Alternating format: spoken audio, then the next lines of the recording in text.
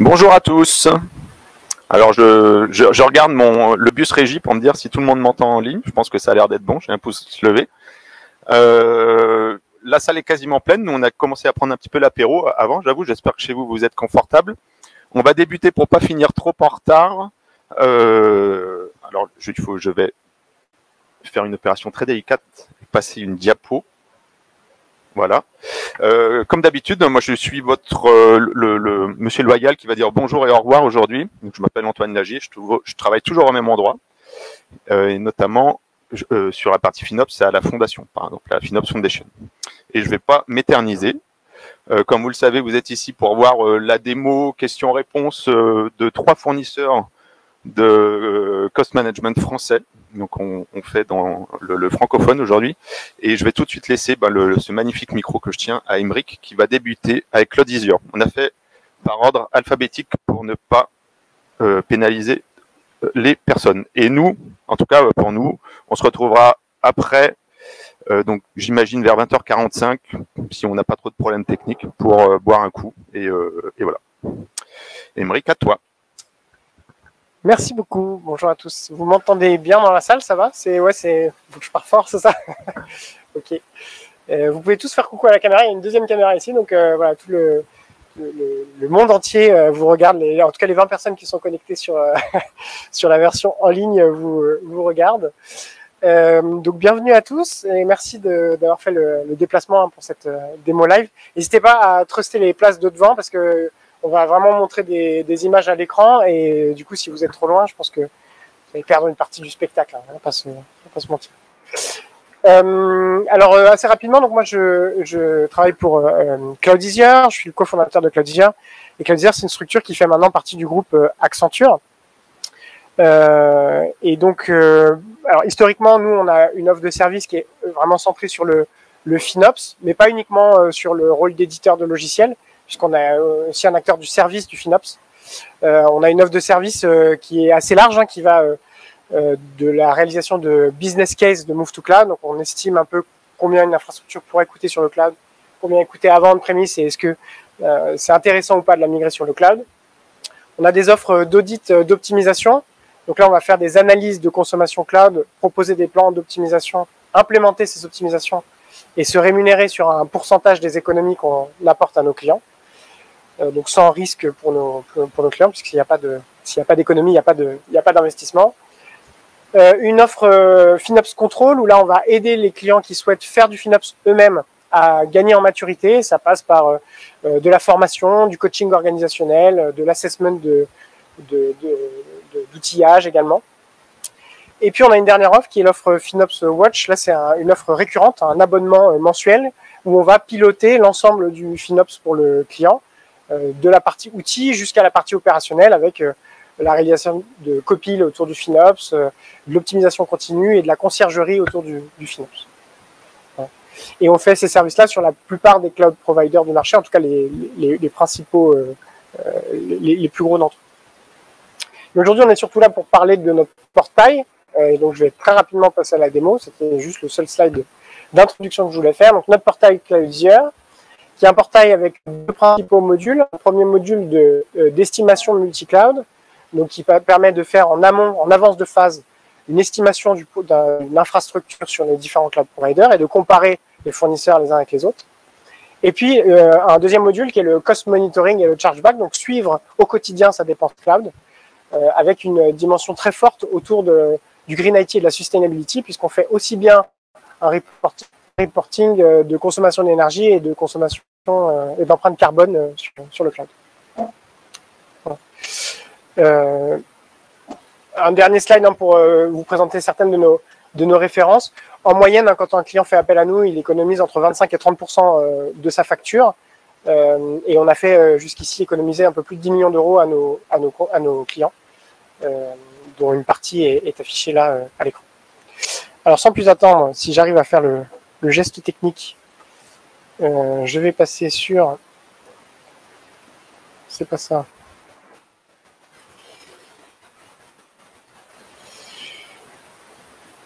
Parfait. Le portail Cloud Azure. Donc, comme je l'évoquais tout à l'heure, on a deux principaux modules dans le portail Cloud Azure. Le module de cotation, donc en avant-projet, et le module de Cloud Bill Management. On va commencer par regarder le module de cotation. Donc, dans le module de cotation, en fait, on va venir décrire une plateforme cloud, donc un certain nombre d'infrastructures dont on veut faire la cotation. On a sur le portail la capacité de venir rentrer un peu comme dans le calculateur d'un cloud provider, tous les composantes techniques de notre infrastructure pour un peu sizer le type d'infra qu'on veut. Donc le nombre de serveurs qu'on veut, la taille en termes de nombre de CPU, de nombre de gigas de RAM, les systèmes d'exploitation qu'on veut utiliser sur le cloud, la typologie de stockage également, la volumétrie de stockage. Donc on va pouvoir comme ça rajouter un certain nombre de serveurs et puis paramétrer complètement notre infrastructure. On a une approche qui est de simplifier au maximum l'exercice de cotation pour donner accès à ce portail-là à des utilisateurs qui ne sont pas forcément hyper techniques. Maintenant, si vous savez précisément ce que vous voulez en termes de niveau de performance, etc., vous avez la possibilité d'aller sur par exemple des gabarits custom de disques qui vont vous permettre de spécifier vraiment la performance en I/O que vous voulez, etc. La plupart du temps, hélas, quand on fait des cotations sur le cloud, on n'a aucune idée de tout ça. Donc c'est pour ça qu'on a simplifié et standardisé un peu l'approche avec des configurations de disques type OS, database, applicative, de manière un peu standard. Donc on décrit comme ça sa plateforme technique. On choisit la monnaie dans laquelle on veut faire la cotation. Donc on peut faire la cotation dans à peu près n'importe quelle monnaie, en euros, en dollars ou autre. Les fournisseurs sur lesquels on veut faire la cotation. Donc aujourd'hui on supporte Alibaba, Azure, Google, OVH et des clouds AWS et des clouds on-premise. On a la possibilité de supporter aussi bien des fiches de coûts publics, donc les coûts qu'on va tous pouvoir consulter sur Internet quand on fait une estimation, que des fiches de coûts spécifiques à un client. Donc si jamais pour un client, on a des prix négociés avec les cloud providers, on peut renseigner là ses propres conditions d'achat et faire l'estimation dans son propre contrat avec ses propres conditions d'achat. La localisation, donc on choisit le continent dans lequel on veut faire la cotation. On peut choisir spécifiquement un pays ou une ville, hein, ça dépend, on est vraiment assez granulaire là-dessus. Je ne vais pas les choisir tous pour éviter de trop charger. Hop. Et ensuite on clique sur Get Quotation. Alors comme il y a pas mal de... donc là, le portail va venir faire la cotation sur l'ensemble des fournisseurs pour l'ensemble des régions disponibles dans la zone que j'ai sélectionnée, donc là en l'occurrence en Europe. Ça peut prendre un petit peu de temps parce qu'on va avoir pas mal de cotations à estimer, mais on va être capable de comparer comme ça, voilà, notre infrastructure sur Google, sur Azure, sur Amazon et sur les différentes régions pour chacun des cloud providers. Ce qui va vraiment nous donner un peu déjà un ordre de grandeur de combien peut coûter notre infrastructure. Alors là, évidemment, je l'ai fait sur 3 serveurs et avec du clic-clic pour configurer, mais on peut importer directement un fichier Excel. Donc si vous avez un inventaire avec 300, 400, 1000 machines, vous téléchargez votre inventaire, vous le chargez dans l'application, et puis on fait la cotation automatiquement sur l'ensemble du parc. On n'est pas obligé de le faire serveur par serveur. Donc on va pouvoir ensuite sélectionner les régions et les fournisseurs qui nous intéressent le plus. Ici, on a dans ce cas-là, il se trouve qu'on a des cotations qui sont bien rangées. Donc on a d'abord Google, ensuite Azure, ensuite Amazon, mais ça peut être différent, l'ordre peut être différent en fonction du besoin technique que vous sollicitez, parce que chaque cloud provider va avoir son propre catalogue et va plus ou moins répondre aux besoins techniques que vous décrivez. Pour chaque cotation, donc on y voit le prix, mais on y voit également d'autres informations telles que l'émission de carbone et la consommation énergétique de chaque cotation. Donc ça vous permet de vous projeter également et de pouvoir prendre une décision, pas uniquement sur la partie tarifaire, mais aussi sur la partie Green IT. On voit aussi le pourcentage d'énergie renouvelable qui est utilisé dans la région. Donc ça vous permet de savoir si la région que vous sélectionnez est plutôt propre ou pas. Donc ensuite, on est capable de comparer ces cotations. Donc dans la comparaison, on va voir côte à côte nos différentes cotations avec les différentes informations de pricing pour chacun des composants, donc pour la partie compute, pour la partie disque. Là, j'ai mis que des VM, mais on peut rajouter également du stockage objet, on peut rajouter de la bande passante. Donc, on a un certain nombre de produits comme ça qui sont disponibles pour l'exercice de cotation. Et ce qui est surtout intéressant, c'est qu'on va pouvoir aller voir en détail nos cotations. Donc typiquement, là, je rentre dans le détail de ma cotation Google et je vais pouvoir voir pour chaque composant quel est le serveur qui a été choisi dans le catalogue du cloud provider. C'est-à-dire qu'en fait, le portail, le moteur, va venir sélectionner automatiquement le meilleur fit dans le catalogue du cloud provider pour un besoin technique. Et on sait que surtout chez Amazon et chez Azure, on a des catalogues qui sont très très riches. Ça peut être un peu fastidieux d'aller chercher pour une machine 4 CPU, 8 Go de RAM, quelle est la plus efficace et quelle est la moins chère. Là, l'application le fait pour nous. Elle le fait également pour la partie disque. Donc là, on peut avoir le détail vraiment pour ce serveur-là. Donc j'ai ma partie compute et puis mes différents disques dont j'ai demandé la cotation, avec à chaque fois ce que j'ai demandé en termes de performance et ce que j'ai obtenu de la part du cloud provider. On a le coût de chaque composant et puis on a l'impact carbone énergétique également de chaque composant. On a également la capacité de projeter des scénarios d'achat un peu différents, c'est-à-dire que là, on a dit dans la cotation qu'on était prêt à faire un engagement sur 1 an, ce qui nous permet d'avoir un rebate associé. Mais le portail va venir nous proposer davantage d'engagements, si on veut, pour simuler sur 3 ans, qu'est-ce que ça donnerait, ou au contraire, est-ce que on-demand, ce serait moins cher et beaucoup plus cher, pardon, et à quel point ça impacterait ma facture. Voilà, donc ça c'est pour la partie cotation, hein, le premier module. Est-ce que déjà à ce stade il y a des questions? Je fais une micro-pause question avant de passer sur la partie Cloud Bill Management. Oui? Ok, alors l'empreinte carbone en fait, oui, alors pardon, la question c'est comment est-ce qu'on calcule. Oh là là, je vois qu'il y a 15 questions dans le chat, c'est terrible. Ah d'accord, ok, merci. Donc l'estimation en fait elle est faite de notre côté. Donc on va utiliser les gabarits des machines qui sont estimés. Et en fonction des gabarits, on récupère une partie des informations qui sont disponibles par les cloud providers. Donc il y a certains cloud providers qui vont communiquer sur leur PUE, sur le pourcentage d'énergie renouvelable, sur le grammage en carbone d'un CPU, etc. Et il y en a d'autres qui ne communiquent pas. Quand ils ne communiquent pas, on utilise des données qui sont publiques et qui sont présentes sur le marché. Par exemple, si on n'a pas l'information pour une région spécifique, on va utiliser le profil d'utilisation énergétique du pays. Donc on sait qu'en France, par exemple, c'est une énergie qui est très décarbonée parce qu'elle est très nucléaire. Et donc du coup, on va prendre en compte ça dans notre calcul. À ce stade-là, on ne prend pas du tout en compte l'usage de la plateforme, si elle est par exemple très très utilisée en termes de CPU ou pas du tout, parce que comme c'est une estimation, la plateforme n'existe pas encore, entre guillemets, donc on est forcément sur de la projection. Il y a une autre question, oui? Oui?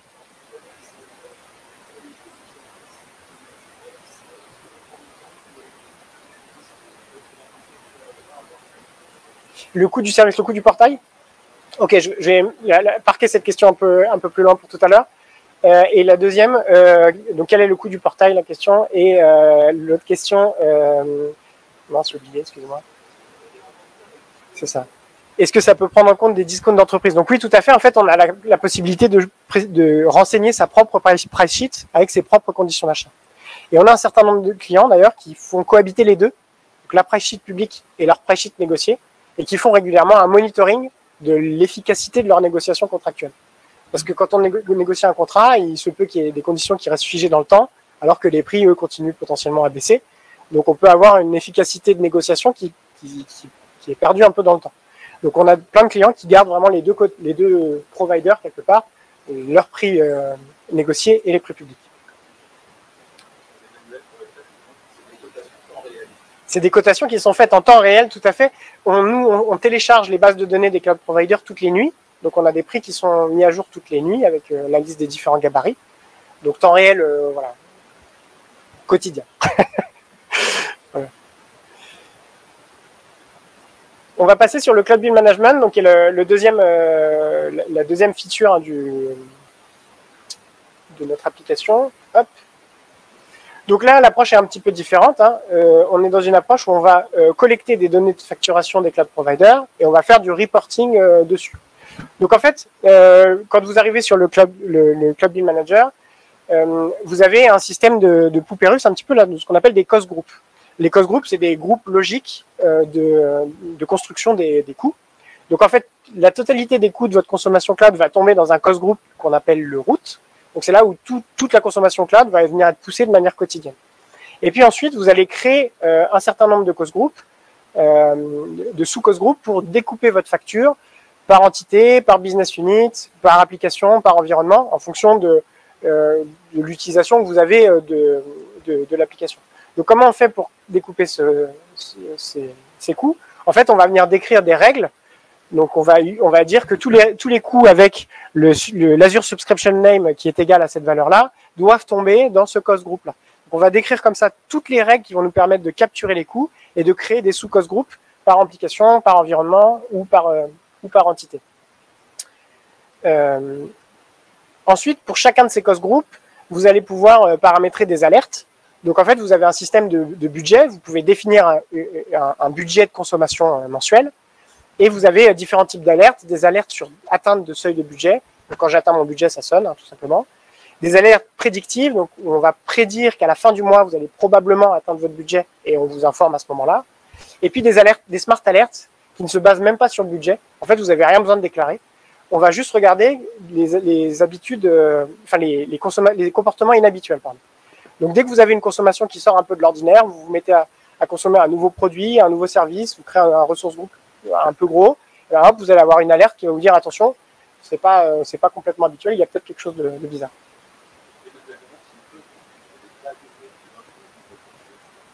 Les cost groups, pour les construire, on peut utiliser n'importe quelle information qui est présente dans la facture cloud.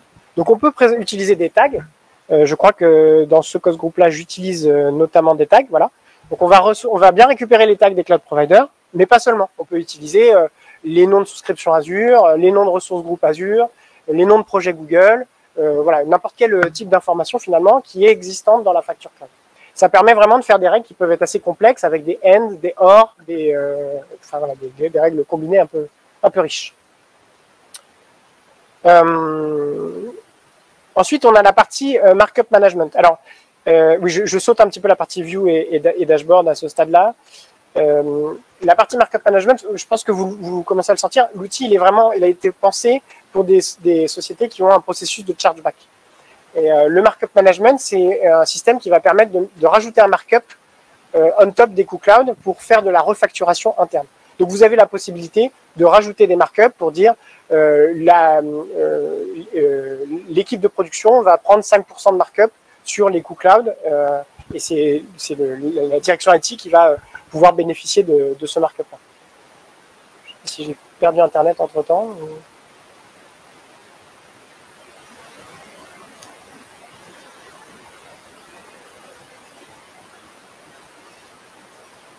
Hop.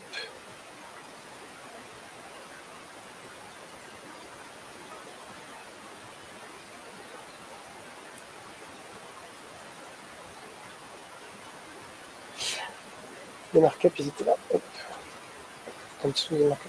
Ensuite, on a la partie export.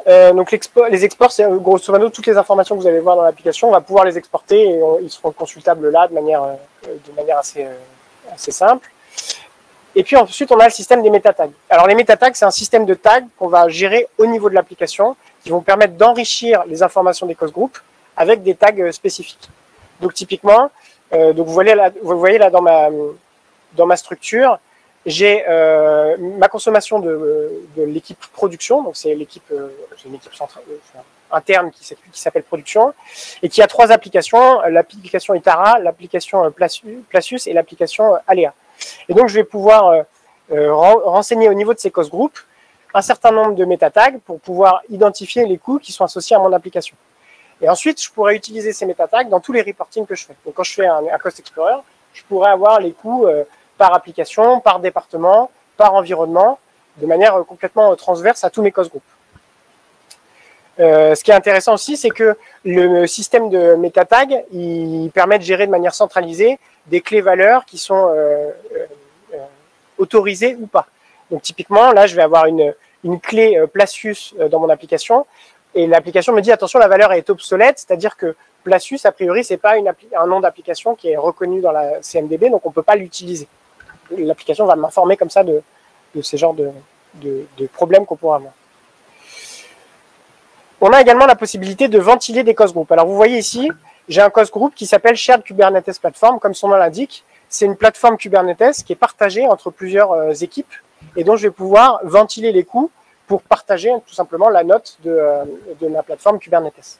Donc en fait, on a la possibilité ici de dire ce cost group-là, je veux le ventiler entre un cost group de dev, un cost group de prod, un cost group test et un cost group IT à hauteur de ces pourcentages d'allocation-là. ça va vraiment permettre, pour tout ce qui est coût mutualisé, ça peut être de la landing zone, de l'express route, ça peut être du Kubernetes, hein, ça s'applique très bien, tout simplement de couper la facture et de la répartir entre plusieurs entités et plusieurs sociétés. Et vous voyez ensuite, après, donc là, IT porte 50% de la plateforme Kubernetes, et effectivement, dans mon cost group IT, je vois bien une quote-part associée à ma plateforme Kubernetes qui apparaît ici. Donc l'équipe IT paye pour cette plateforme. Je vérifie juste le timing. Voilà, et donc ensuite on a du coup pour chaque cost group, on va pouvoir explorer les coûts pour pouvoir un peu comprendre quelle consommation je fais de mon cloud et comment ça fonctionne. Donc je vais explorer les coûts. Donc en fait, on se retrouve un peu comme dans un Cost Explorer, hein, ça ressemble vraiment beaucoup au Cost Explorer des cloud providers, où vous allez pouvoir créer votre propre view sur les 2 dernières semaines, par exemple, en groupant par... là, vous allez retrouver toutes les informations qui sont disponibles dans les factures des cloud providers, donc toutes les dimensions des factures, vous les retrouvez là pour les utiliser pour faire du reporting. Donc typiquement, je vais pouvoir utiliser, par exemple, le provider type qui va pouvoir me permettre d'avoir la consommation par cloud provider au sein de mon cost group. Et puis, vous allez retrouver les subscription names d'Azure, les project names de Google, les subscription ID d'AWS, etc.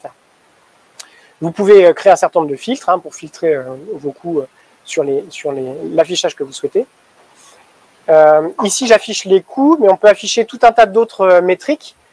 Typiquement, on peut afficher la consommation carbone, on peut afficher la consommation en kilowattheure des plateformes. Donc, on a tout un tas de métriques qui sont disponibles dans l'application.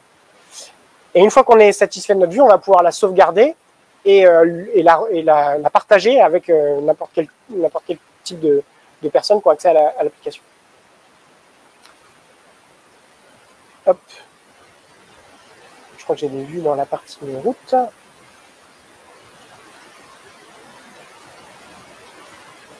Voilà. Donc vous voyez ici, j'ai créé, avant la démonstration, j'avais déjà créé une première vue que j'ai sauvegardée. J'ai créé également un dashboard, je vous montrerai à quoi ressemble un dashboard tout à l'heure. Et donc ma vue, je vais pouvoir créer un report pour recevoir régulièrement ma vue. Donc là, je la reçois par exemple tous les lundis, une fois par semaine. Je reçois ma vue sur une fréquence que j'ai pu paramétrer. Et je vais pouvoir comme ça créer plusieurs reporting avec plusieurs vues que j'ai préconfigurées. Au niveau du dashboard, alors en fait le dashboard c'est simple, c'est des sortes de vues agrégées. C'est-à-dire que sur un seul écran, vous allez voir plusieurs vues. Donc plusieurs métriques, plusieurs statistiques et plusieurs graphes. Donc là par exemple, sur un même écran, j'arrive à voir la consommation... Excusez-moi.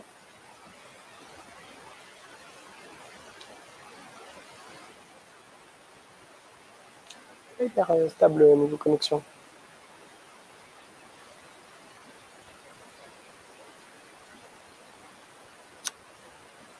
J'espère que je suis toujours en ligne.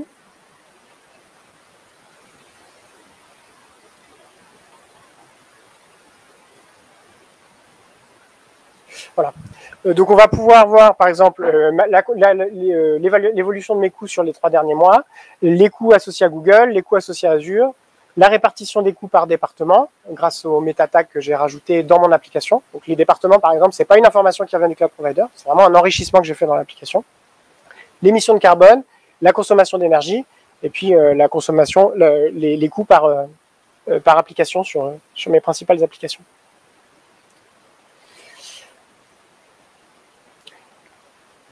Une autre chose intéressante, c'est qu'on a la possibilité ici d'avoir les connecteurs des cloud providers qui vont remonter, mais pas seulement. Vous pouvez charger vous-même d'autres coûts qui ne sont pas forcément des coûts cloud. Donc typiquement, si vous avez des coûts d'un infogérant ou des coûts d'une plateforme cloud on-prem et que vous avez des fiches de prix, vous pouvez les charger dans l'application et vous pouvez faire un reporting centralisé avec tout type de coûts. Typiquement, si je vais sur Route, en fait, vous allez voir que sur les cloud providers, hop.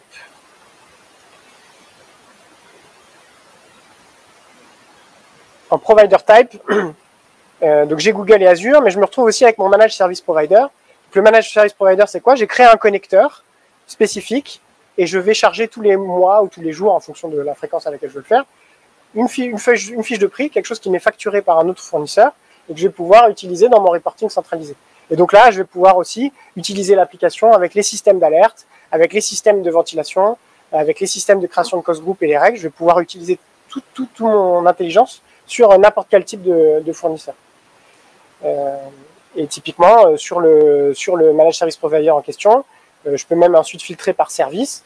Donc, je vais avoir le détail sur le serveur management, sur l'on-prem hosting et sur le support, qui sont les trois unités de facturation que me facture mon fournisseur de Managed Service Provider. Avant de prendre les questions, je vais vous montrer un dernier élément qui est souvent un peu une tannée pour les gens qui font du FinOps. C'est ce qu'on appelle les unallocated costs, c'est-à-dire tous les coûts qui ne sont pas automatiquement traqués par une des règles qu'on a pu définir. Tous les mois, vous avez des nouveaux utilisateurs qui vont créer des environnements, qui ne vont pas être bien tagués, qui ne vont pas rentrer dans les bonnes structures. Et il va falloir les identifier pour les ventiler dans les nouveaux cost groups. Et pour ça, donc, au niveau de chaque cost group, on voit les cost groups qui sont non alloués, c'est-à-dire qui ne sont pas touchés par une règle sur les cost groups enfants. Et on va pouvoir explorer ces cost groups. Donc voilà, là je sais que globalement j'ai 34 000 € qui ne sont pas traités par aucune de mes règles. Donc il faut absolument que je crée des nouvelles règles pour pouvoir affecter ces coûts. Donc on va essayer de regarder d'où ça peut venir. Donc déjà on va regarder de quel provider ça vient. Encore je le sais, c'est que je n'ai pas fait de règles sur mes coûts du custom connector. Ouais, merci. Donc du coup je sais que la plupart de mes coûts viennent du Managed Service Provider, mais j'en ai aussi un petit peu de Google, un petit peu d'Azure. Et par exemple, on pourrait se demander sur Google de quel projet ça vient. Project name. Donc voilà, je vois que globalement, sur Google, la plupart de mes coûts non alloués viennent de ce projet-là, avec cet ID qui est là. Donc je vais pouvoir créer une nouvelle règle d'allocation qui va capter ces coûts-là et les allouer à un de mes cost groups existants. Voilà, il reste 3 minutes, donc je vais prendre des questions, si vous avez des questions sur l'application. Ok.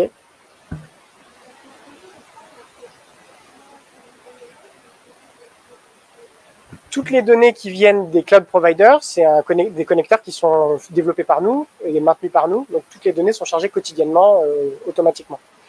Les connecteurs custom, là c'est à vous de faire, on va dire, quelque part l'intégration spécifique, donc vous pouvez avoir une routine qui le fait tous les jours, ou tous les mois, ou toutes les semaines, en fonction de comment vous voulez avoir, quelle granularité vous voulez avoir dans l'application.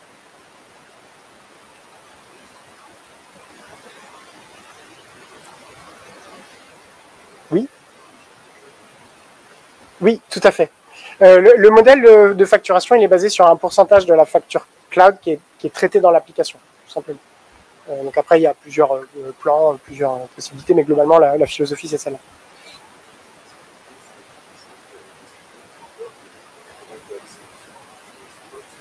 Oui, alors on peut tout à fait faire un POC avec grand plaisir. Donc vous m'envoyez simplement un petit email de contact, emric@cloudeasure.com. Et on organise ça. Donc effectivement, on peut donner des accès gratuits pendant quelques semaines ou quelques mois pour que vous puissiez tester l'application et voir si ça vous convient ou pas. Oui. Est-ce qu'il y a un modèle d'édition de la facture interne? Mais je suis désolé, je ne comprends pas la question.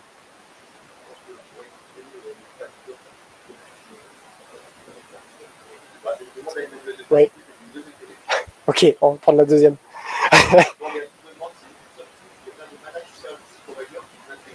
Donc nativement, on a des connecteurs pour Azure, Google, Amazon, Alibaba et OVH. Et ensuite, on a des connecteurs, tout le reste, c'est du connecteur custom. Et on peut faire autant de connecteurs custom que vous voulez. Donc dès lors que, vous pouvez avoir 12 providers là-dedans avec 12 connecteurs custom qui vont remonter. Ça dépend vraiment de quand on aime, on ne compte plus. Oui.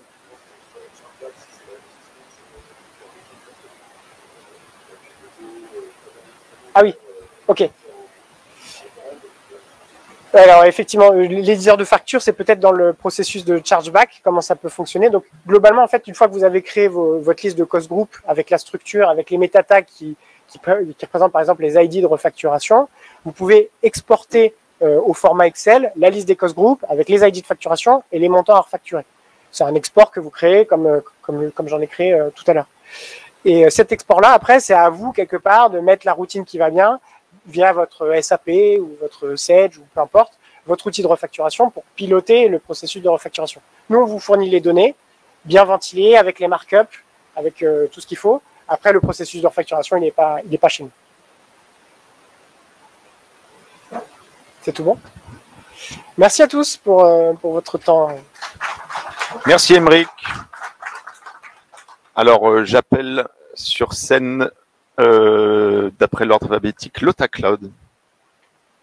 Clément va prendre la suite. Alors, je vais me risquer à faire un truc. Je vais peut-être te laisser le faire finalement. Tiens, je te laisse faire. À moi le risque du coup. Ah, mais voilà. Ouvrir la présentation, ouais.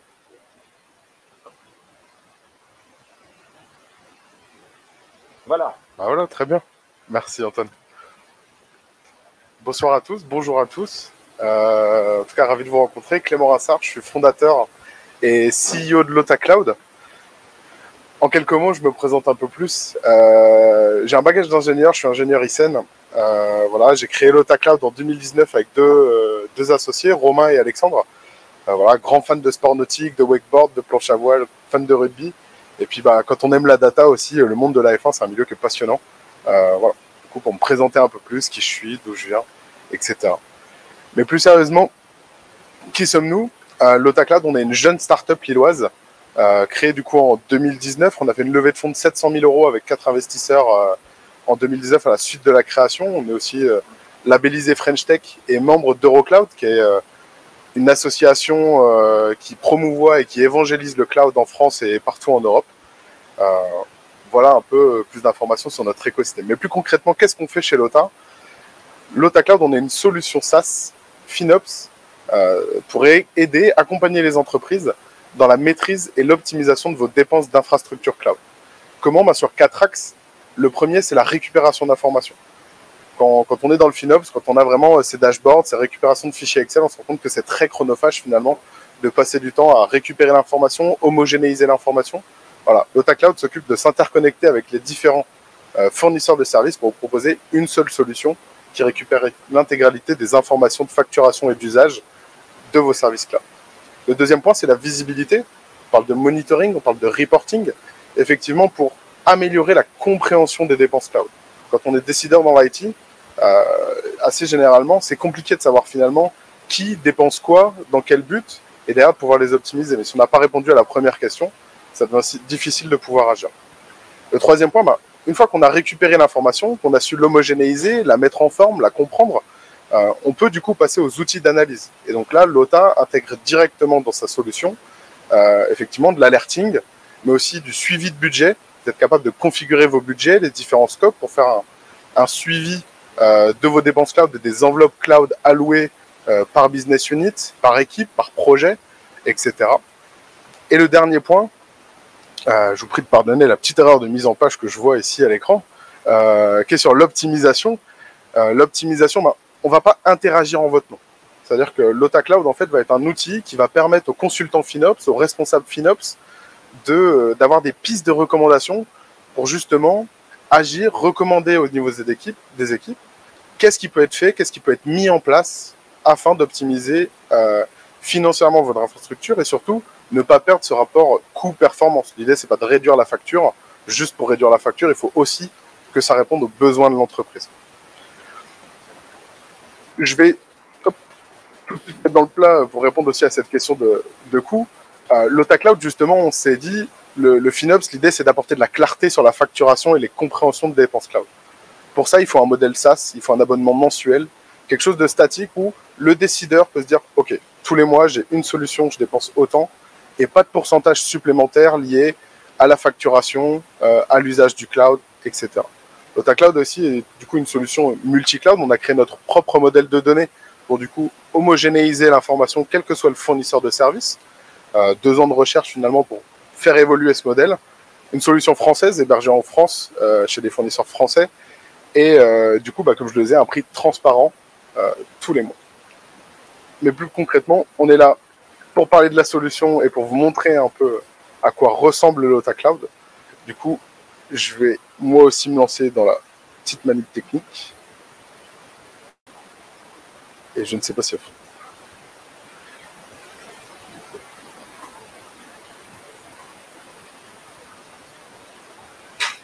Parfait. Donc, on est ici sur un jeu de données de démo. Et on est ici du coup sur l'accueil de LotaCloud, sur le dashboard de LotaCloud. Cette première interface, elle a pour but et pour sens finalement de vous donner une vue macro de combien vous dépensez chez quel fournisseur de service, le tout avec une vue homogénéisée multi-cloud sur l'intégralité de vos dépenses. On peut bien sûr d'un premier coup d'œil avoir plus d'informations liées à vos dépenses et du coup directement liées à vos tags, vos catégories de produits ou encore un produit en particulier. Le tout, encore une fois, sur une dimension multi-cloud, c'est-à-dire que la donnée Google, Azure, AWS que vous avez est directement comparée et comparable sur LotaCloud. Une fois qu'on a récupéré cette information, qu'on est capable finalement de digérer toute cette volumétrie de données, on va chercher justement à faire ces affichages, ces différents dashboards, comprendre ses coûts, naviguer dans les coûts. LotaCloud a une structure de navigation de données, on va dire du top-down, d'une vue macro au niveau du fournisseur jusqu'à la granularité, c'est-à-dire la consommation que vous pouvez avoir sur certains types de services. Donc là, on est sur une vue fournisseur, AWS, Azure, mais on pourrait très bien descendre un petit peu plus bas, avoir une vue cette fois-ci par produit, et donc du coup, l'intégralité de vos dépenses en fonction de vos différents produits. Aussi, très bien, je parlais justement de la question tout à l'heure de qui consomme quoi et dans quel but. On pourrait aussi réfléchir à avoir un affichage par compte et savoir du coup quel développeur, quel business unit consomme combien au niveau de mon infrastructure cloud. Bien sûr, on peut faire varier l'affichage des différents graphiques. Vous pourrez très bien aussi avoir une version stackée, etc. si vous trouvez que c'est plus lisible. Et descendre finalement sur une notion de tag ou alors, comme je le disais, à la granularité, c'est-à-dire au niveau de la consommation de vos différentes ressources, et du coup d'être capable d'associer le prix à un usage. Et donc là, on va être capable finalement que tel instance a tourné autant d'heures et m'a coûté autant chaque mois. Vous pouvez constater derrière qu'on a une petite bande grisée verticale. C'est pas anodin en fait, ça correspond au week-end. Et pourquoi on met en avant les week-ends? Parce qu'on se dit que chez Lota, il y a une optimisation qui est simple et rapide à mettre en place, et en particulier sur ce qui concerne les tags. On a généralement dans les entreprises les tags d'environnement. Qu'est-ce qui correspond à la prod, qu'est-ce qui correspond au dev, qu'est-ce qui correspond à la pré-prod. Typiquement, je pourrais ici décider d'afficher uniquement mes environnements de production et de développement. Et on va laisser la pré-prod, tiens. Et constater que effectivement mes environnements de développement fonctionnent le week-end. Et donc là, on peut finalement, sur un seul graphique, en un seul coup d'œil, se rendre compte qu'il y a une optimisation possible. On peut éventuellement se poser la question de qu'est-ce qui tourne ces week-ends-là, est-ce que c'est essentiel, quel collaborateur fait tourner ces instances le week-end, etc. Dans le but justement de faire une première économie. Alors on ne va pas être sur du cost saving ou ce genre d'offre, mais finalement sur de la recommandation d'usage, du start and stop, et permettre aux décideurs IT, aux architectes cloud, de prendre la bonne décision en termes de management d'infrastructure, se dire tiens, ces ressources-là, le week-end, elles n'ont pas la nécessité de tourner, on peut les fermer, on peut mettre en place et s'organiser différemment. Je vous parlais tout à l'heure de la dimension des budgets. Effectivement, quand on est dans des sociétés quand même de taille conséquente, et même petites, nous en start-up, on budgète aussi finalement toutes nos dépenses. C'est le cas pour l'IT. L'IT, tous les ans, a une enveloppe allouée sur l'infrastructure cloud, etc. LotaCloud permet finalement de concevoir vos différents budgets alloués à un projet, à un client. Si jamais vous êtes en infogéreur et vous dites, voilà, il y a une enveloppe de 10 000 € cette année, on alloue 10 000 € à ce projet. On va venir pouvoir créer directement un projet et un budget dans l'Otacloud. Vous le renommez, vous choisissez vous-même l'environnement que vous souhaitez surveiller. Est-ce que c'est un fournisseur de services? Donc on est vraiment sur une enveloppe liée au fournisseur, donc plutôt macro. On pourra descendre aussi jusqu'à une enveloppe de tags, de comptes. Imaginons ici qu'on vienne gérer au niveau effectivement des étiquettes, au niveau des tags, sur un certain projet, je sais pas, d'innovation interne. Et voilà, je viens décider ici ma date d'allocation, la périodicité que je souhaite suivre, etc. et le montant alloué tous les mois. On a conscience aussi que des fois, dans certains business, il y a une notion de saisonnalité. On peut le constater dans le retail. On a en général ces 3 mois en fin d'année qui sont un peu la frozen zone. On sait qu'on essaie de toucher un minimum de choses dans cette période. On a besoin de disponibilité de services. Et donc, du coup, on sait aussi que par le trafic, par les fêtes de fin d'année, le Black Friday, etc., on a aussi plus de trafic. Et l'infrastructure peut parfois coûter plus cher. D'autres périodes dans l'année, un peu plus creuses, elles vont coûter un peu moins cher. Il y a moins de trafic, on paye moins de bandes passantes.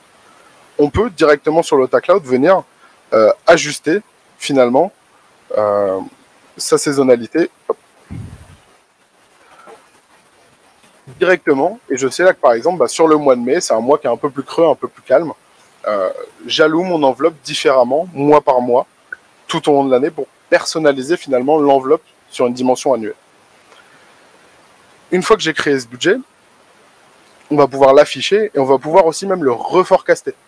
On a conscience que des fois, on dépasse un petit peu le budget finalement à la mi-d'année, 2/3 de l'année, etc. Et du coup, il faut réallouer de l'argent. L'Otacloud offre aussi la possibilité de finalement réajuster le budget sans supprimer ce qui a été budgété avant. On vient reforecaster, on vient replanifier le travail qui a été annoncé. Voilà, donc on peut ouvrir un budget. Donc on a tout le temps un responsable. C'est quelque chose d'important chez nous, chez Lota. Que chaque dépense, chaque action, chaque budget est aussi une personne référente pour s'intégrer finalement dans la gestion de projet directement dans vos infrastructures. Une analyse de tendance, où vous en êtes finalement sur la consommation de votre budget, est-ce que vous allez dépasser, à quelle date, comment les choses vont se définir pour la suite. Et du coup, aussi un aperçu finalement de combien vous avez dépensé sur chaque période auquel vous avez alloué. Là, on est dans le cas d'un seul budget. Il arrive aussi souvent, quand vous êtes manager, on n'a pas qu'un seul budget à gérer. On a plusieurs projets, on a plusieurs clients, on a plusieurs choses à gérer.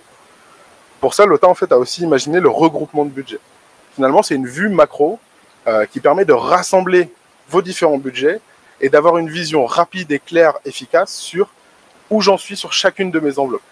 Qui dépense le plus, où est-ce que je dois réallouer de l'argent, où est-ce que je dois suivre la consommation cloud. Et donc, encore une fois, avec une analyse de tendance qui vous permet de dire où vous en êtes sur votre enveloppe globale allouée au niveau du budget. Et donc, comme Lota aussi a cette envie d'intégrer non pas uniquement les personnes IT, mais aussi les contrôleurs de gestion, les responsables financiers, on intègre finalement une dimension, on va dire une logique un petit peu plus financière dans l'approche, dans le monitoring, pour finalement créer cette espèce de terrain de jeu entre les décideurs IT et les responsables financiers, le tout dans un jargon non pas le plus financier possible, ni le plus technique possible, mais justement de trouver ce juste équilibre pour que un financier puisse comprendre la tech et finalement qu'une personne plus technique puisse aussi s'approprier une dimension de répartition de coûts et une logique un peu plus financière.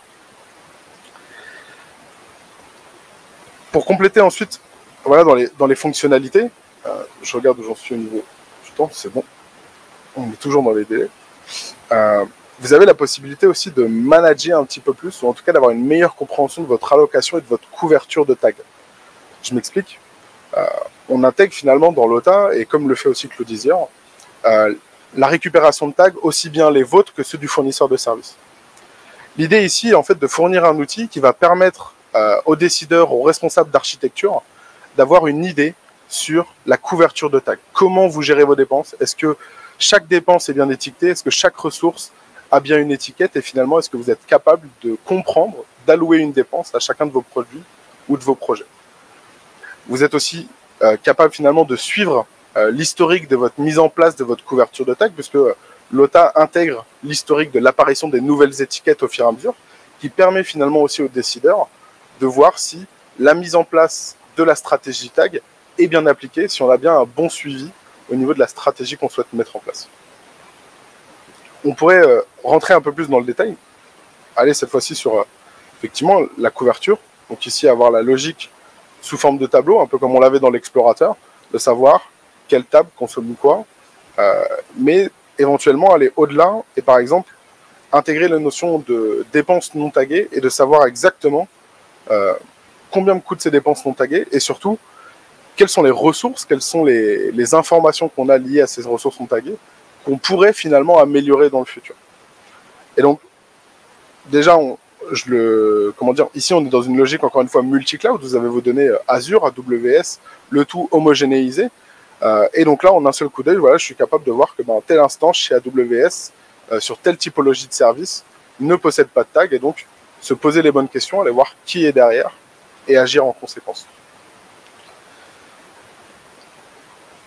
Je continue un peu plus, on parle des tags, on sait aussi finalement que lorsqu'on récupère des tags des différents fournisseurs de services, on a en général plusieurs centaines, plusieurs milliers de tags. Ça va dépendre des fournisseurs de services, ça va dépendre de votre stratégie, mais c'est une volumétrie qui est très conséquente à gérer. L'OTA intègre directement aussi la capacité de sélectionner les tags que vous souhaitez afficher directement dans votre dashboard. Vous pouvez avoir des tags techniques, vous pouvez avoir des tags liés aux fournisseurs de services, liés à vos projets, et du coup, en fonction de l'utilisateur qui va utiliser la plateforme Lota Cloud, afficher uniquement l'information qui lui est intéressante. Ici, on pourrait désactiver par exemple l'intégralité de nos ressources liées aux environnements pour n'afficher que les dépenses liées à chaque projet.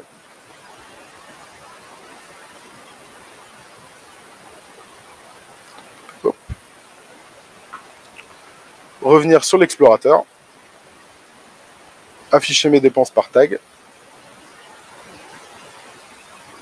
effet démo, super. C'est génial. Mais donc, dans une logique où ça fonctionne, vous n'affichez justement que les 4 projets que j'ai ciblés, le projet 1, le projet 2, le projet 3, et le projet bien sûr d'innovation interne.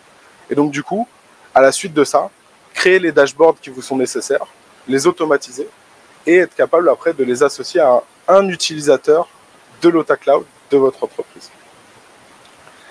Le dernier petit point que je souhaite apporter, il est aussi sur la partie paramétrage.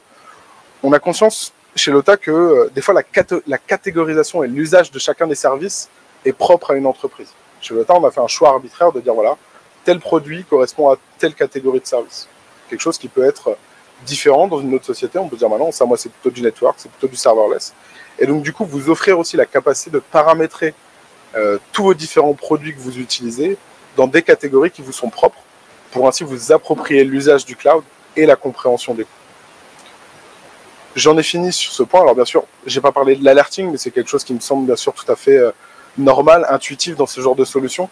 Lota intègre finalement des notions de seuil qui vous permettent du coup de vous concentrer sur votre métier. Lota s'occupe de contrôler vos dépenses et de vous informer du coup directement par mail ou bientôt au travers des plateformes comme Slack, Teams, etc. Sur vos environnements de travaux.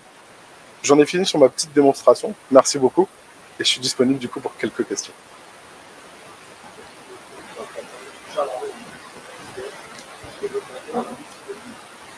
Lota Cloud est tout à fait multi-devise, justement. On a eu le cas il n'y a pas longtemps, puisqu'on s'est rendu compte qu'on avait un client qui était une partie en dollars, une partie en euros. Et donc, du coup, on parle d'homogénéiser la donnée, sauf que si on a deux devises différentes, ça devient complexe. Lota Cloud, en fait, s'est occupé de prendre les taux de change tous les jours et du coup d'unifier votre facturation. À vous de choisir en quelle devise vous voulez voir la donnée affichée, mais effectivement, vous pouvez l'afficher en dollars, en euros ou en roupies. Ça m'étonnerait qu'aujourd'hui, ça nous serve beaucoup. Mais en tout cas, pour notre client indien, c'est quelque chose qui est très intéressant de pouvoir aussi sa facturation en roupies. D'autres questions dans l'assemblée, peut-être? Si n'y a pas de questions, je suis content. Ça veut dire que le discours a marché, c'est bien.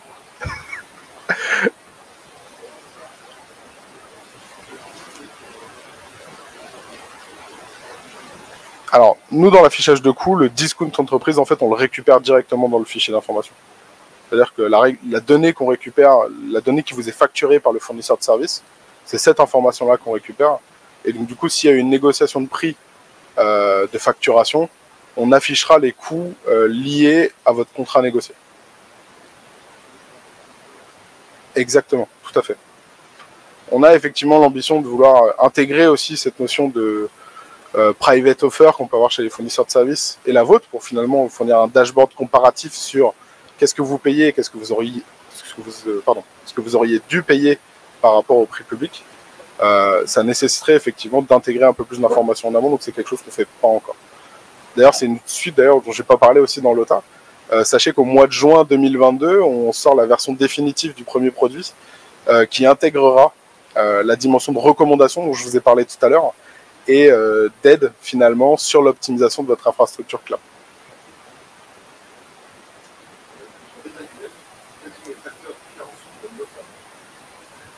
Très bien. Alors, la question c'est quels sont les facteurs différenciants de l'OTA Cloud. On a joué sur deux axes. Le premier axe, c'est l'aspect ergonomie. On a souhaité rendre la plateforme le plus simple possible, la plus accessible possible. Aussi, au niveau de la facilité d'intégration, la création des connecteurs chez l'OTA prend en moyenne 10 minutes grand max. On a besoin de quelques informations au niveau des clés IAM que vous créez, etc. On vient s'interconnecter en votre nom au niveau des API, on récupère l'information, c'est fait. Et en plus de ça, côté confort et sécurité, vous êtes maître de quelle autorisation vous donnez à l'OTA Cloud au niveau de la récupération d'informations.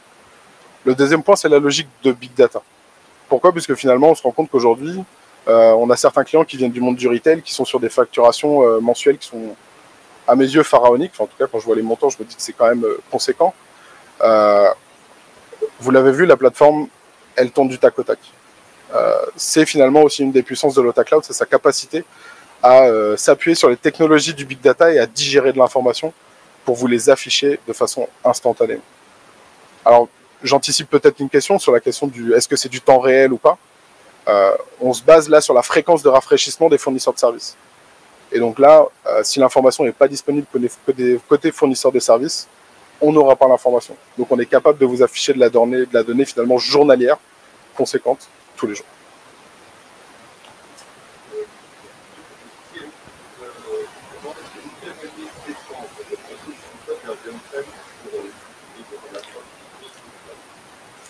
Alors la question c'était est-ce qu'on est-ce qu'on pense s'étendre effectivement sur le côté on-prem au travers de l'OTA Cloud? C'est une très bonne question. La prochaine suite sur les différentes connectivités en fait va plutôt concerner les fournisseurs de services cloud français, OVH Cloud, Scaleway, Outscale et OBS. La partie on-prem n'est pas encore concernée en tout cas sur l'interconnectivité. Mais comme le cloud hybride étant finalement une solution idéale pour les décideurs IT, c'est tout à fait quelque chose de pertinent d'y réfléchir et bien sûr de l'appliquer sûrement d'ici la fin 2023.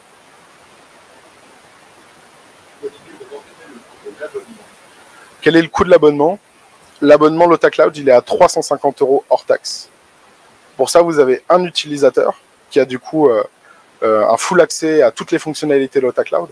Et en plus de ça, comme on a conscience que le FinOps, c'est un sujet qui est naissant, on inclut dans cet abonnement 5 viewers. Donc 5 personnes qui vont être susceptibles de voir les dashboards que vous avez mis en place, les budgets que vous avez mis en place. Le tout, bien sûr, avec un abonnement de 12 mois.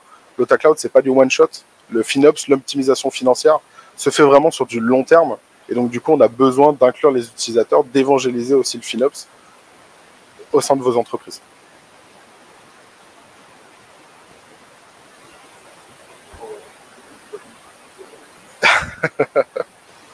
En tout cas, merci beaucoup de votre attention. C'était vraiment un plaisir de pouvoir présenter ce soir. Antoine, je te repasse la main. Merci beaucoup. Alors, troisième témoin, ce sera au tour de UseIT Cloud. Alors, je vais faire ma manip. Donc, l'écran est à gauche, vous poussez la souris à droite, c'est l'inverse en fait. Voilà, non, j'y étais, voilà. Hop. Merde. Voilà. Je vous donne le mic. Merci. Bonjour à tous. J'espère que vous avez encore un petit peu de courage. Parce que, comme on passe en dernier, On va essayer de ne pas complètement vous endormir. Donc, je vais vous présenter UseIT Cloud. Donc, moi, je suis Olivier Balva, je suis le dirigeant de UseIT Cloud. Je suis accompagné de Kider et Hamid, qui sont les deux cloud architectes de la solution. Donc, moi, je vais juste vous faire une petite description rapide de ce qu'est UseIT Cloud avec 3-4 slides. Et puis après, Kider vous fera une démonstration en live du produit. Alors, UseIT Cloud, c'est en fait un produit qui se veut être un hub. Donc, c'est un produit qui existe depuis plus de 10 ans et qui en fait est plus que du FinOps au départ, puisque c'est un outil qui est destiné à gérer à la fois du cloud privé, à la fois du cloud public. Et l'objet, c'était de faire à travers une interface unique, de vous donner la possibilité de gérer ces deux clouds. Donc, en fait, on fait à la fois du public et à la fois du privé. C'est un point important. Juste un tout petit mot. UseIT Cloud, ça appartient à un groupe, qui est un groupe qui s'appelle Prolog. Prolog, c'est une entité qui fait autour de 100 millions d'euros de facturation, qui existe depuis plusieurs dizaines d'années, qui compte 500 collaborateurs et qui est en fait à l'origine, et pour ceux qui sont un peu vieux comme moi, qui est un acteur historique du logiciel en France. Alors, pour revenir à UseIT Cloud, au départ, le produit en fait était une CMP. Et une CMP en fait qui avait cette particularité de gérer, comme je vous le disais tout à l'heure, à la fois les clouds publics, à la fois les clouds privés. Donc en cloud privé, on gère des technologies comme OpenStack et VMware. Et en cloud public, aujourd'hui, le produit est déjà interfacé avec la plupart des grands providers internationaux, comme vous pouvez le voir, AWS, Google et Microsoft, également Alibaba. Mais en fait, on a aussi cette originalité de l'avoir interfacé avec des clouds plus régionaux, et notamment dans notre cas des clouds français. Comme vous pouvez le voir, on a déjà interfacé OBS, on a interfacé OVH, Outscale, Scaleway. Et donc, en fait, au fur et à mesure, on intègre, parce que c'est la demande de nos clients, des clouds qui sont ceux qu'ils utilisent, en fait, eux, au quotidien. Donc, on n'a pas d'obligation, on n'est pas poussé à aller vers des clouds américains, notamment. On peut utiliser plus spécifiquement les clouds que l'on utilise aujourd'hui au quotidien déjà. Plus le fait, avec l'hybride, de pouvoir en fait manager les deux. Donc c'est une CMP au départ qui vous permet à travers une interface très simple, très ergonomique, de déployer et de designer vos stacks applicatives, de gérer leur cycle de vie et également d'interfacer un certain nombre d'outils. Alors on en a listé quelques-uns ici, mais il y en a vraiment toute une série. Cette CMP en fait a évolué aussi parce qu'à la demande de nos clients, il y a eu la volonté de pouvoir intégrer à travers des API un certain nombre de fonctionnalités. Là, je vais vous en citer une ou deux. Il y a le fait de pouvoir intégrer tout l'inventaire de ce que vous avez déployé. Et notamment, quand on utilise dans un compte une CMDB, on a envie de récupérer ces données. Donc ça, aujourd'hui, on a une forte demande de clients qui, à travers UseIT Cloud et nos API, récupèrent ces données. Donc ça, c'est une des fonctionnalités.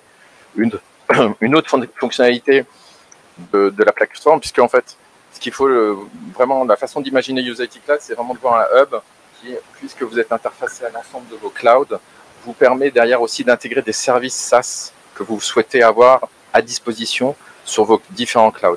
L'un des services qu'on vous présente ici, qu'on a intégré récemment, c'est le Partner Center de Microsoft.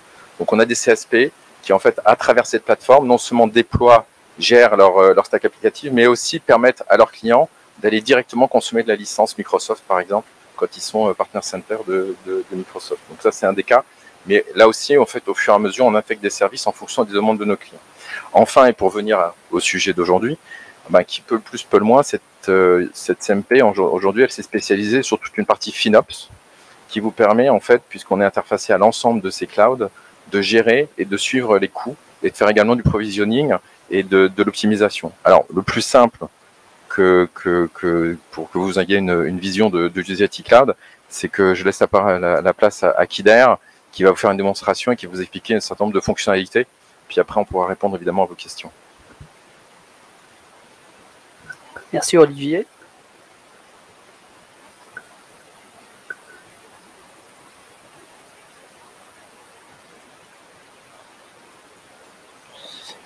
Je vais vérifier juste si je suis connecté.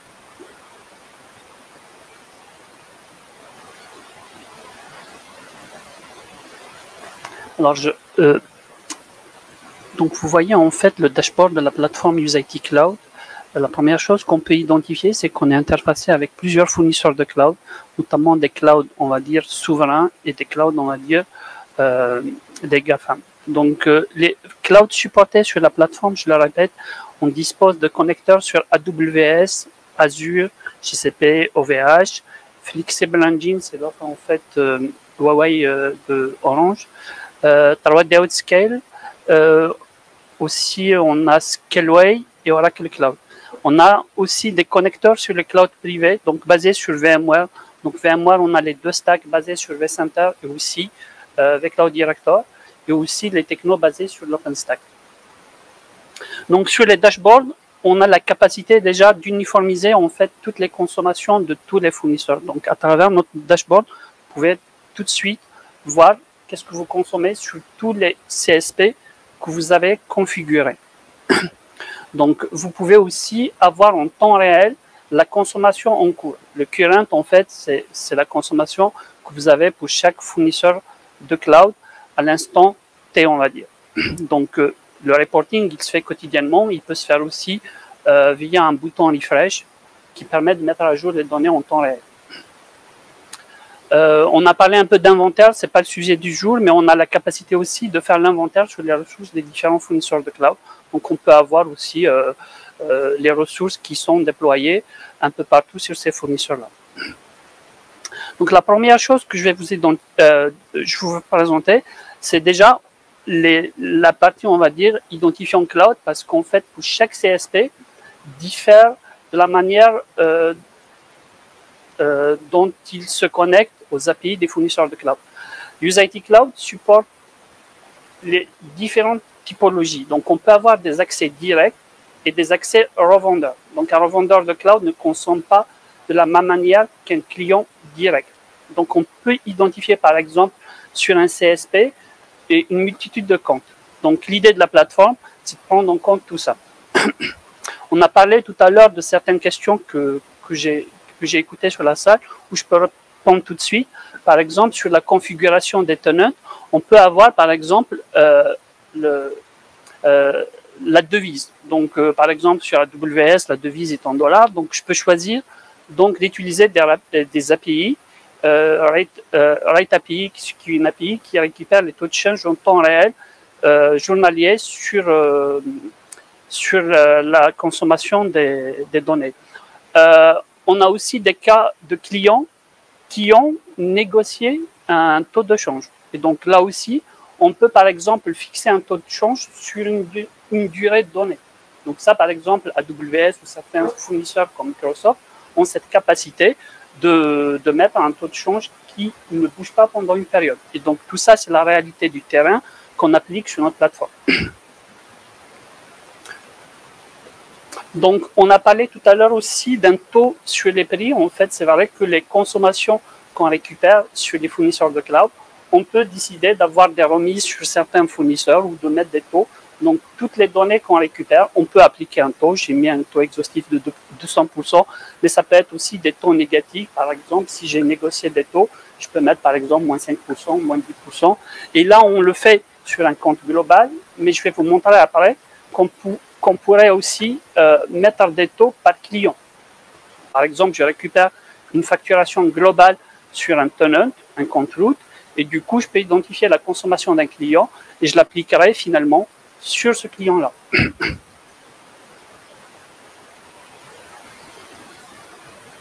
Donc, une fois qu'on a parlé en fait de cette spécificité de la plateforme sur les fournisseurs de cloud, on peut voir que sur la plateforme, on peut récupérer les consos globales sur tous les fournisseurs et aussi les analyser en un clic.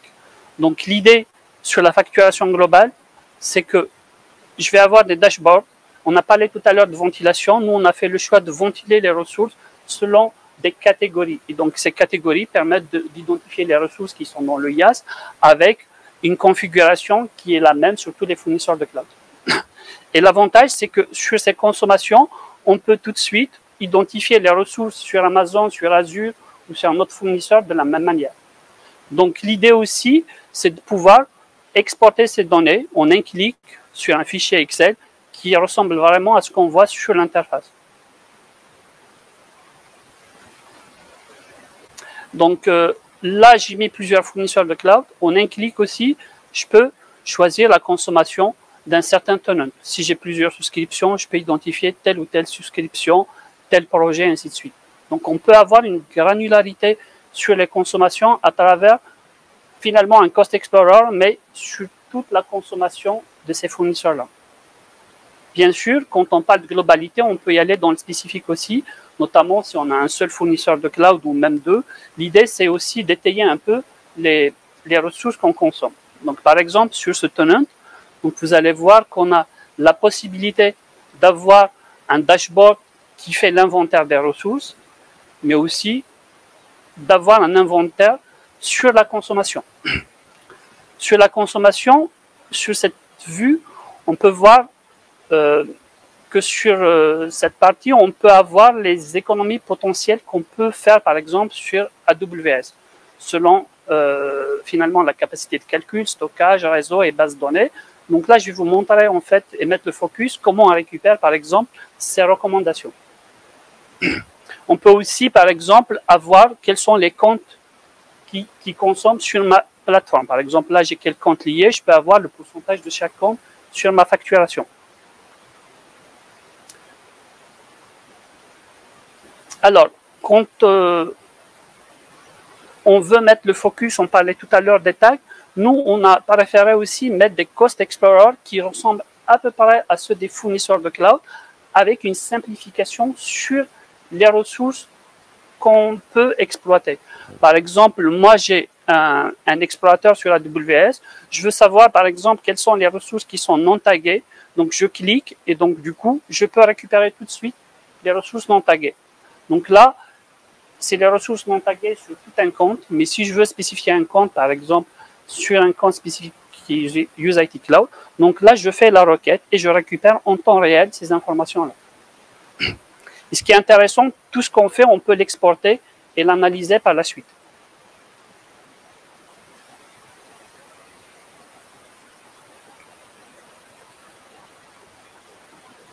Donc, ce que je disais aussi, c'est que sur les tags, on peut spécifier des ressources d'un client particulier, analyser ces tags, afficher un tag particulier, et là, c'est vraiment les tags qui sont remontés par le fournisseur. Bien sûr, on a une multitude de filtres qu'on peut faire sur la manière de regrouper les ressources. Par exemple, si je veux savoir quelles sont les ressources qui sont consommées en termes de, par exemple, de système d'exploitation, donc je pourrais avoir une idée sur les systèmes utilisés. Par exemple, aussi sur quel type de plateforme, Linux, Windows.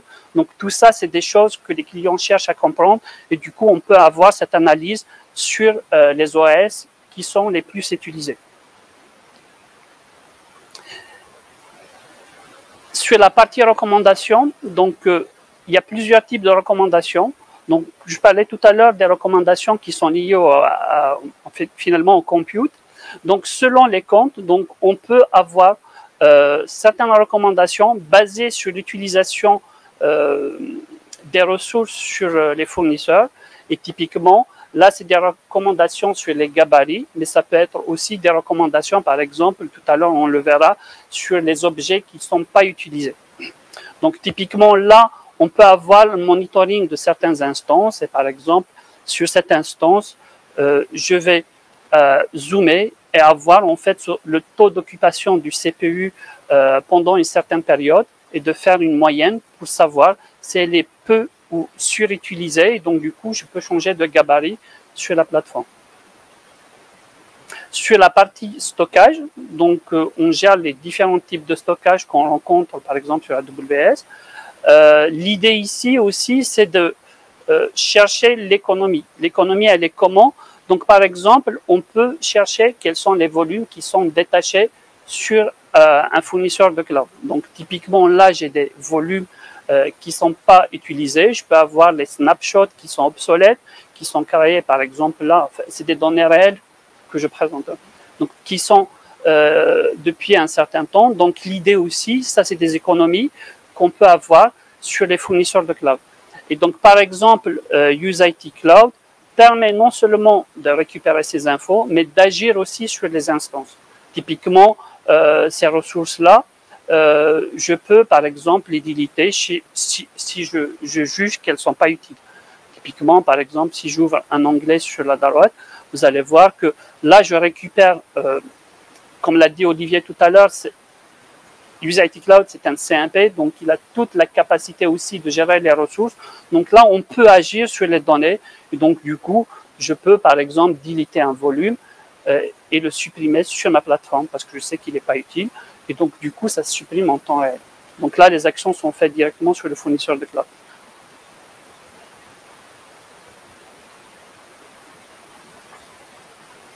Oui. Oui. Oui.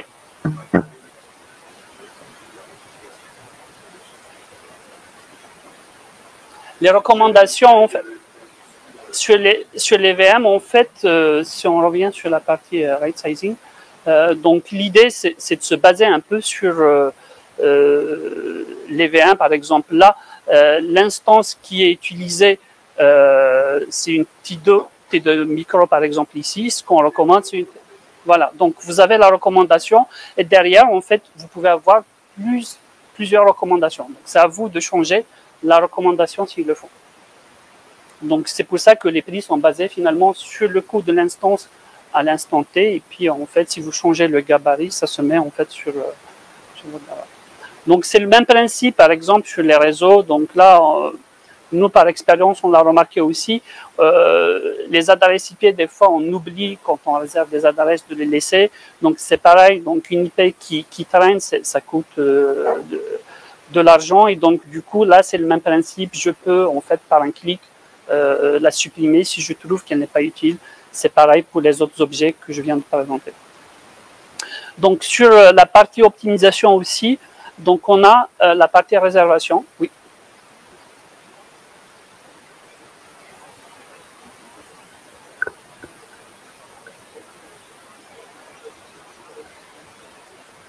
Alors, l'historique de fonctionnement, en fait, il est détaillé dans la recommandation. On peut le baser sur 7 jours, 30 jours, 60 jours. Donc, selon, en fait, le temps d'utilisation de la ressource. Donc là, c'est le mode de calcul. Et puis après, sur le calcul du tarif, c'est en changement, si on change de gabarit. Donc là, on spécifie, en fait, le gabarit qu'il faut. Et donc, si on passe d'un gabarit inférieur, donc là, on a une économie nettement sur le prix qu'on paye actuellement.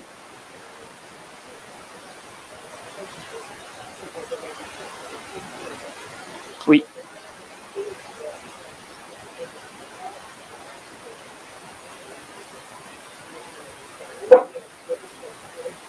C'est l'historique, c'est ce que je disais. Donc, c'est le monitoring basé sur les 7 derniers jours, 30 derniers jours ou 60 derniers jours. La recommandation, elle se base sur un laps de temps.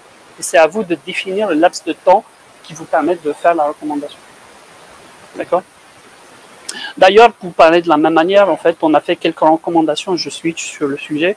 Donc, par exemple, sur OVH, donc en mode reseller, on remarque que les consommations, par exemple, sur OVH, ils ont, sur le cloud public d'OVH, on peut consommer de la VM, par exemple, soit au mois, soit à la demande. Finalement, c'est forfaitaire, c'est à la demande, à l'heure. Et du coup, on a constaté que certains comptes utilisent beaucoup de VM pendant une grande période à la demande, alors qu'ils peuvent faire des économies énormes sur le basculement finalement du paiement en mois. Il y a en fait ces spécificités que les fournisseurs de cloud ont, que les clients ne connaissent pas finalement.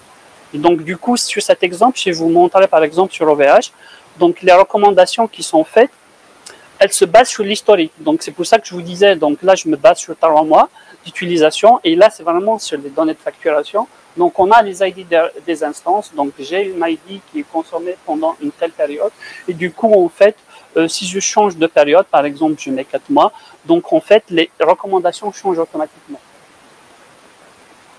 Donc là par exemple sur ce cas-là, donc j'ai une instance qui est consommée pendant 4 mois sur OVH et donc le coût moyen de cette instance est de 44 €. Si je passe à l'utilisation mensuelle, je gagne 50% sur cette instance.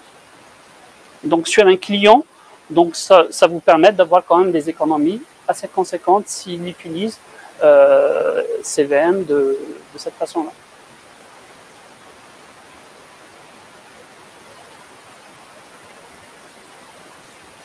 Je vais juste parler un peu de la partie réservation sur AWS et même sur les autres fournisseurs de cloud. C'est que des fois, on réserve des instances, mais on ne sait pas en fait si on les utilise ou pas. Donc ça aussi, c'est quand on réserve de l'instance, l'idée c'est aussi de savoir si on a utilisé. Donc là, l'idée aussi, c'est de récupérer finalement les ressources qui sont réservées et de voir si elles sont utilisées ou pas.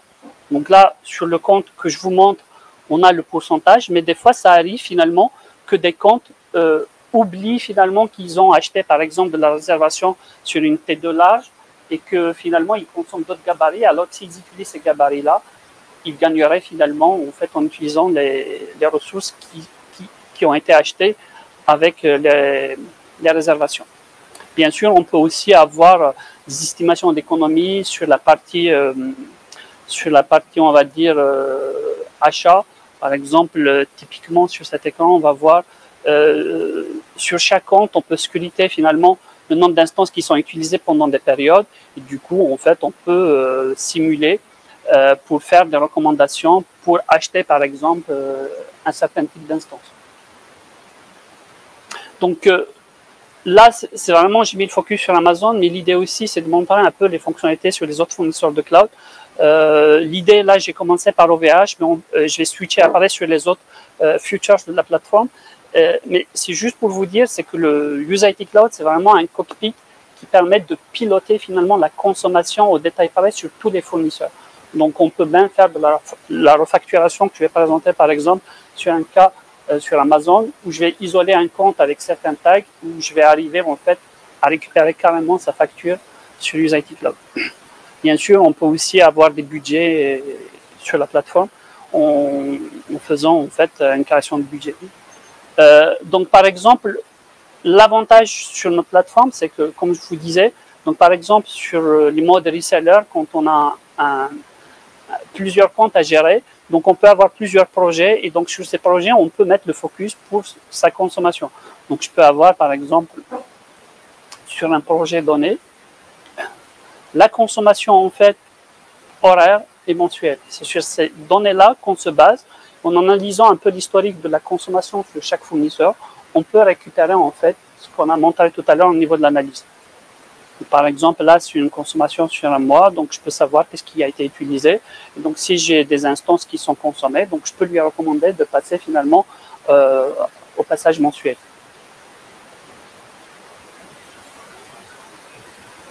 Donc, sur la partie autre fournisseur, je vais prendre à peu près un autre fournisseur qui est Flexible Engine parce que au niveau de la facturation, on a développé en fait une analyse assez fine sur les consommations. Donc, pour vous montrer un peu l'analyse, donc on peut vraiment scruter parce que c'est vraiment des cas clients qu'on utilise. Donc, sur une consommation donnée, donc on peut avoir toute la consommation jusqu'au PDF finalement, si je veux avoir ma facture, parce qu'il y a certains fournisseurs qui exposent aussi les factures en PDF. Donc, on peut imaginer aussi des scénarios sur la plateforme. Par exemple, on a un administrateur de la société qui veut récupérer les données de la plateforme de facturation sans se loguer sur les différentes plateformes.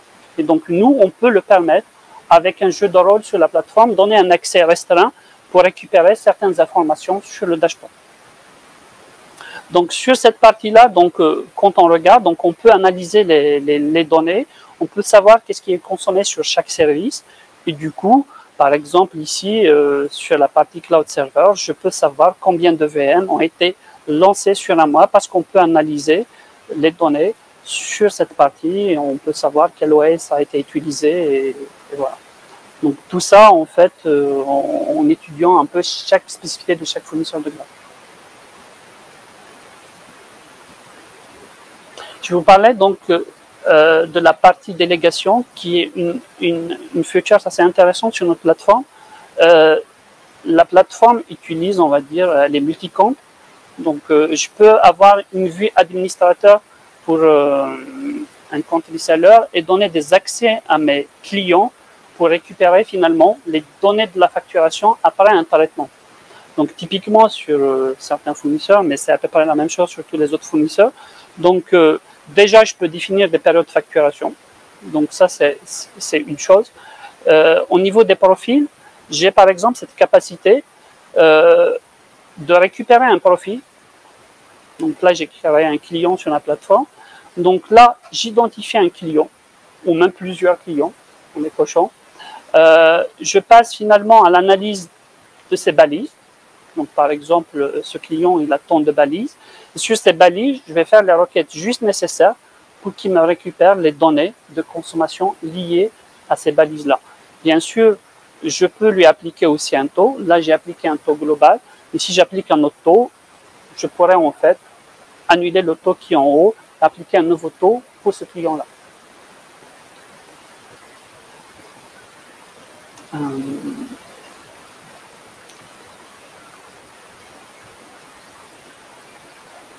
Juste switcher d'écran. Donc là, je me suis logué avec un autre compte.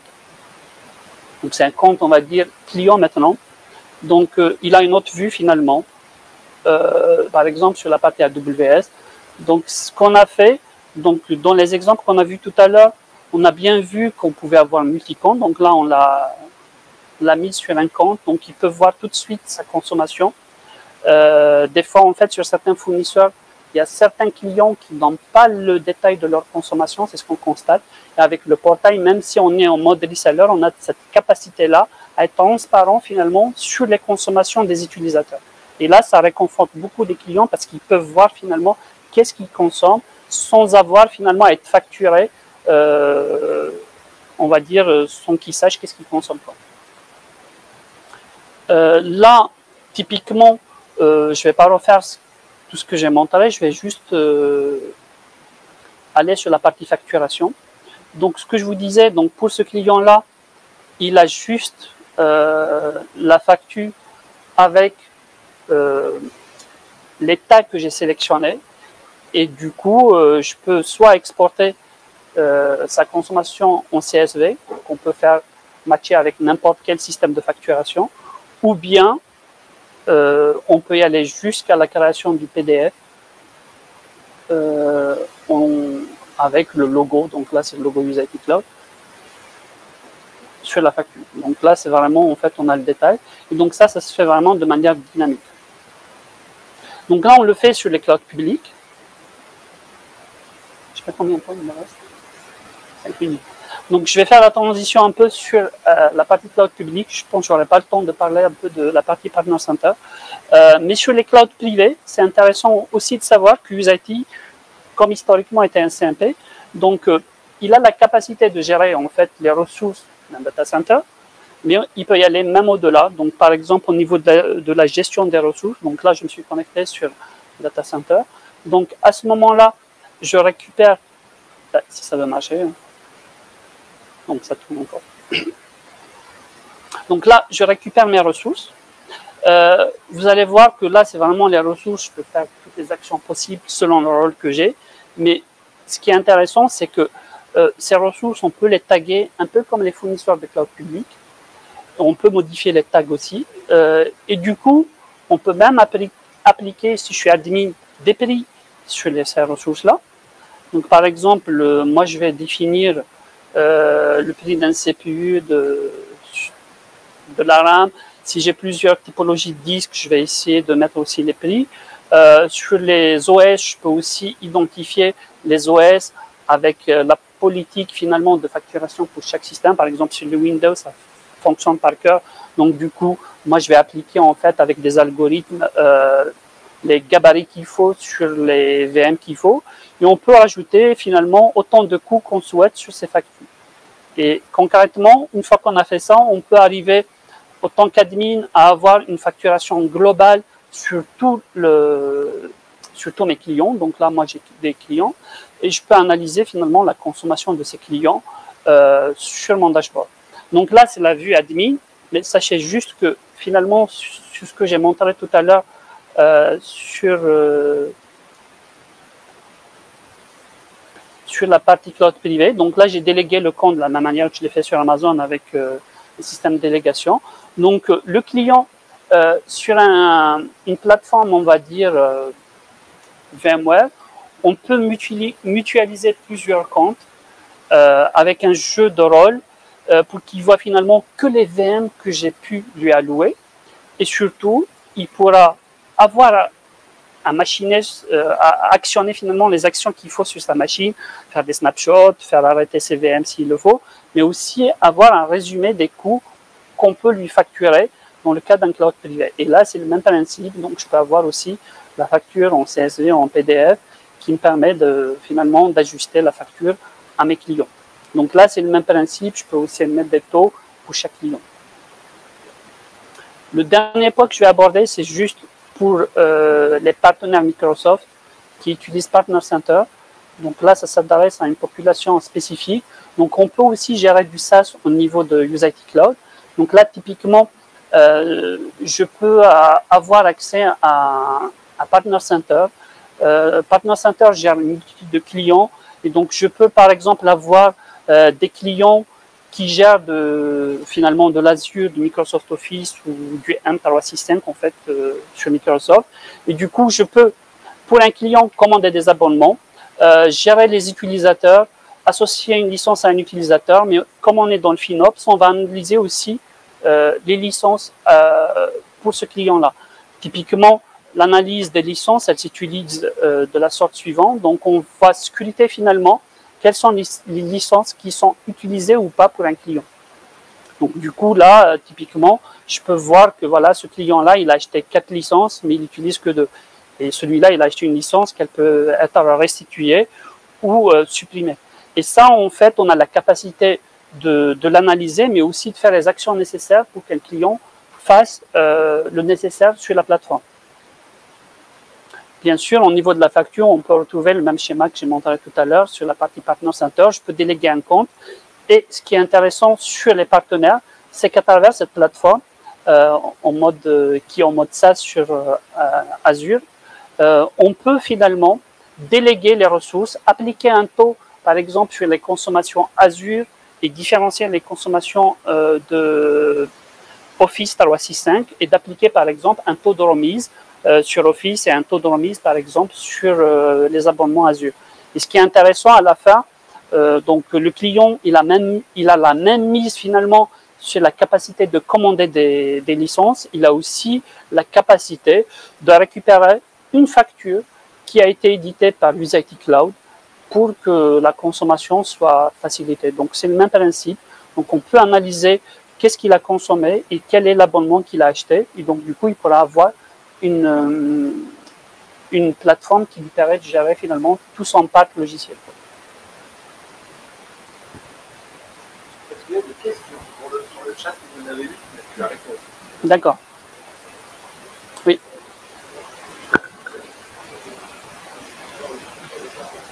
Ouais.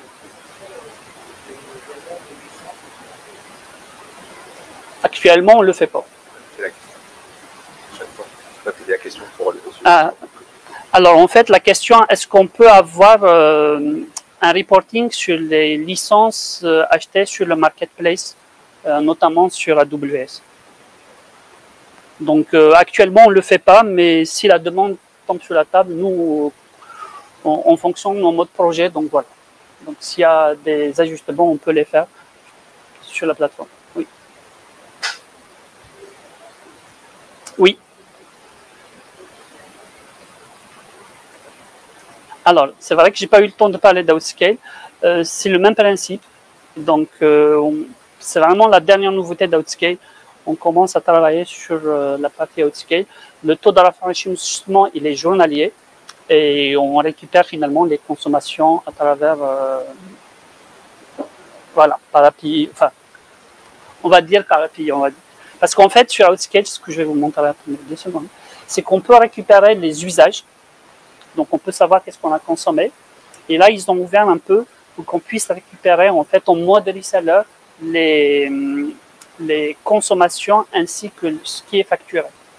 Donc, du coup, avec le même principe, on pourrait avoir un dashboard sur la partie Outscale. Scaleway. Non, c'était Outscale.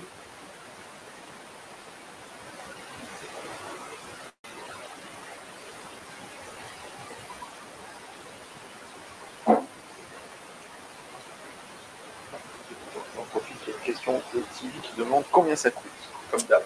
Comme d'hab. Je vais finir de répondre à ça et je vais répondre à ça.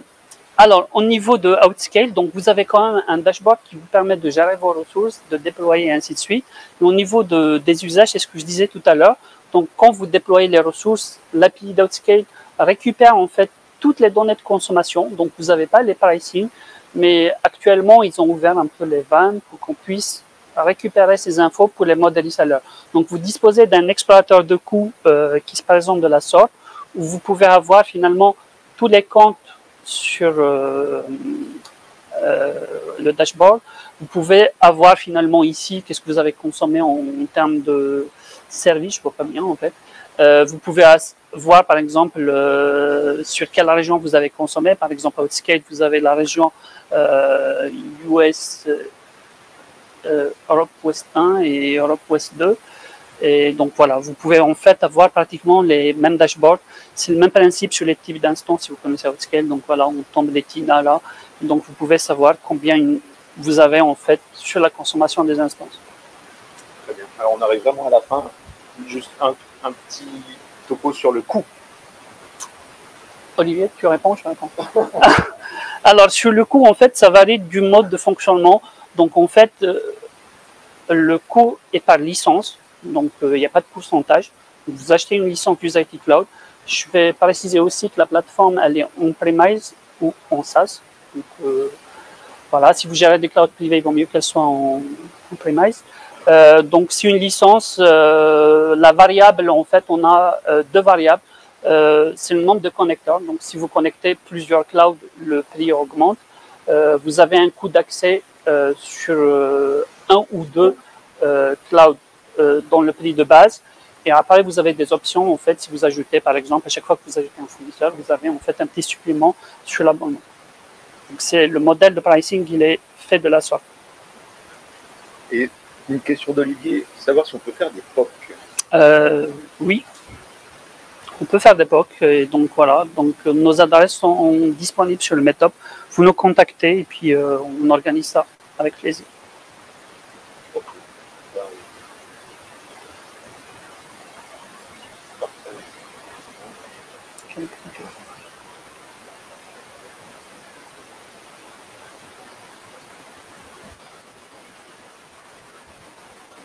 Très bien. Plus de questions, on est bon. Alors, je repasse tout. Voilà. Alors, je vous remercie. Applaudissements. Merci en ligne. Alors, je ne sais pas combien vous étiez en ligne, je voyais pas. Mais en tout cas, là, je sais pas, c'est plein. On a le bar qui nous attend, c'est bien, parce qu'il fait 10 000 degrés dans cette pièce. Je ne sais pas s'il y a que moi, mais j'ai chaud. Pour les gens en ligne, j'ai posté l'adresse d'une URL pour avoir vite fait votre niveau de satisfaction et que faire sur les prochains meet-up. Pour les gens qui sont ici, je vous l'enverrai après coup avec meet-up, évidemment. Chose inhabituelle, le prochain meet-up est déjà sur le Launchpad. Ça sera lundi 13 juin à 13 h. Ce sera un meet-up spécial soutenabilité. Donc, on aura le plaisir de recevoir Carbon 4. Carbon 4, c'est un cabinet de conseil en stratégie bas carbone et adaptation aux défis climatiques. Et ils vont sortir une étude de fin du mois sur que valent les engagements climatiques des fournisseurs de cloud. Alors, si vous ne connaissez pas Carbon 4, ça a été fondé en 2008 par Alain Grandjean et Jean-Marc Jancovici. Alors, peut-être que Jean-Marc Jancovici, ça vous dit quelque chose. On va dire que médiatiquement, il pèse un peu. Voilà. Et donc, on est super content de les avoir. On pourra leur poser toutes les questions qu'on veut. Ce sera le lundi 13 juin. Et sur ce, est-ce qu'on en a fini? Oui, je crois. Voilà. Donc, ça, voilà, c'est parfait. Et voilà, le questionnaire, vous pouvez nous rejoindre au sein de la fondation, au SIG France, comme d'hab, notre espace de travail sur Slack. On peut échanger entre francophones ou même avec des gens qui parlent pas français. Et voilà, je vous remercie à tous. Je pense qu'on en a fini une bonne fois pour toutes. Merci à tous. On se revoit le 13 juin. Et maintenant, on peut aller manger et boire un coup dehors. Merci.